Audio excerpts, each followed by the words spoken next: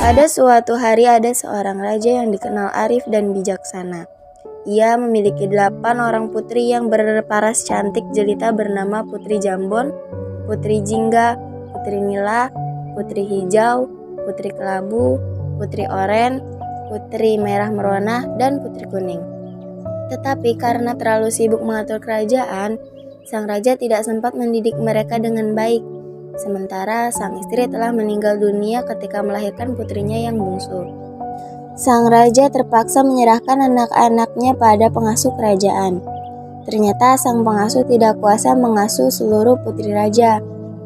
Hanya si bungsulah, yaitu Putri Kuning, yang berhasil dididik dengan baik hingga menjadi anak yang selalu riang. Sementara kakak-kakaknya tumbuh menjadi anak manja dan nakal.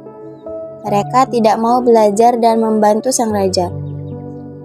Setiap hari kakak-kakak Putri Kuning kerjanya hanya bermain di sekitar danau dan bertengkar memperebutkan sesuatu. Suatu hari sang raja hendak berkunjung ke kerajaan lain dalam rangka menjalani silaturahmi. Untuk itu ia mengumpulkan seluruh putri-putrinya. Kepada mereka sang raja berkata, "Aku hendak pergi ke kerajaan lain selama beberapa minggu. Buah tangan apa yang kalian inginkan?" Tanpa menimbang-nimbang lagi, si sulung Putri Jambon berkata, "Aku ingin perhiasan yang mahal." Permintaan yang hampir serupa mahal dan mewahnya juga diajukan oleh adik-adik Putri Jambon. Hanya Putri Kuning sajalah yang mendekat dan memegang lengan ayahnya sambil berkata, "Aku hanya ingin ayah kembali dengan selamat." Sungguh baik perkataanmu, wahai putriku. Mudah-mudahan saja aku dapat kembali dengan selamat dan membawakan hadiah yang indah untukmu, kata sang raja. Singkat cerita, setelah sang raja pergi, kelakuan anak-anaknya malah menjadi semakin nakal dan malas. Bukannya bersedih, mereka malah merasa gembira karena selain sang raja, di seluruh kerajaan tidak ada yang berani melarang. Kesempatan ini mereka pergunakan untuk membentak dan menyuruh para pengasuh sekehendak hati. Para pengasuh pun menjadi sibuk sehingga tidak sempat membersihkan taman kerajaan kesayangan sang raja. Melihat hal itu, Putri Kuning segera mengambil sapu dan mulai membersihkan taman kesayangan ayahnya. Dedaunan kering dirontokkannya, rumput liar dicabutnya, dan dahan-dahan berlebih dipangkasnya agar terlihat lebih rapi. Sementara kakak-kakaknya yang melihat Putri Kuning sibuk di taman malah mencemooh.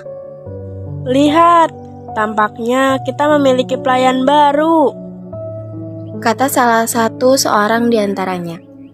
"Hai pelayan, kami masih melihat banyak kotoran di sini," ujar salah seorang kakaknya sambil melemparkan sampah ke arah taman. Sejurus kemudian mereka pun langsung menyerbu dan mengacak-acak taman. Dan setelah puas mengacak-acak taman, lalu pergi begitu saja menuju danau untuk bermain sambil berenang. Begitu kelakuan kakak-kakak Putri Kuning setiap harinya hingga ayah mereka pulang.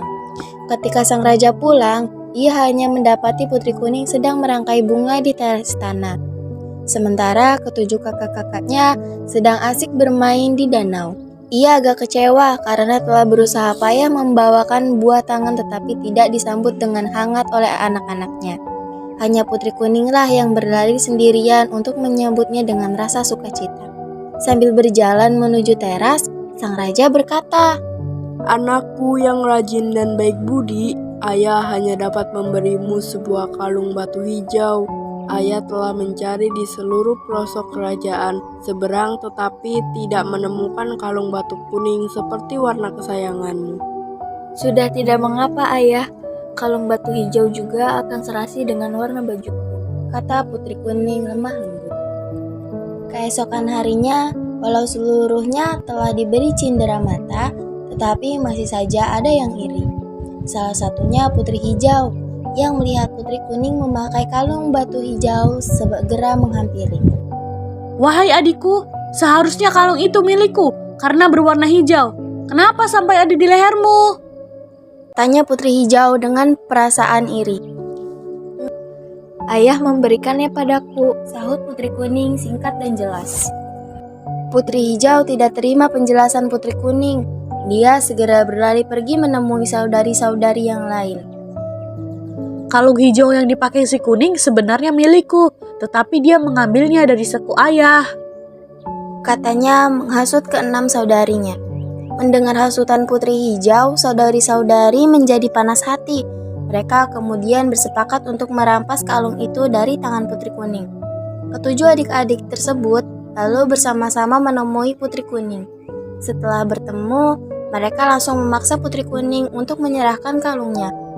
Tentu saja ia menolak, dan akhirnya terjadilah perkelahian sengit. Hingga kepalanya terkena pukulan dan meninggal saat itu juga. Dia meninggal. Seru si Jingga panik.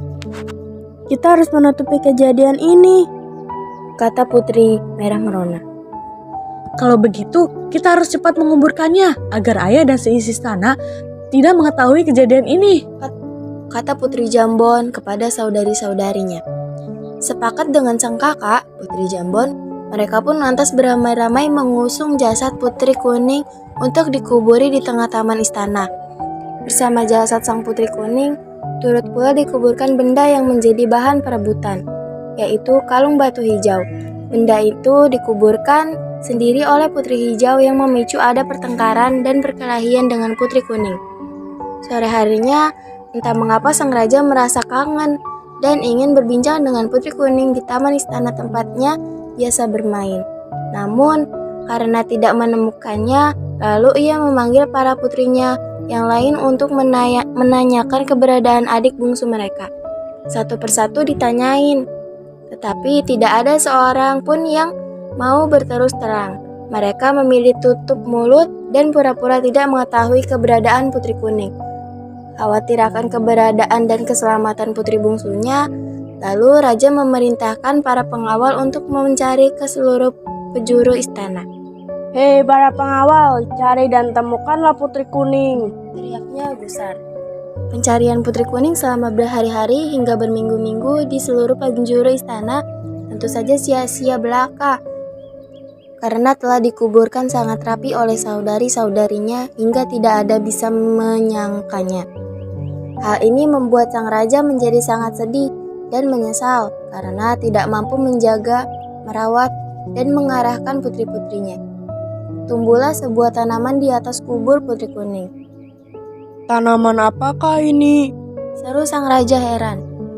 Batangnya bagaikan jubah putih kuning, daunnya bulat berkilau bagai kalung batu hijau, sementara bunganya putih kekuningan dan bau sangat wangi.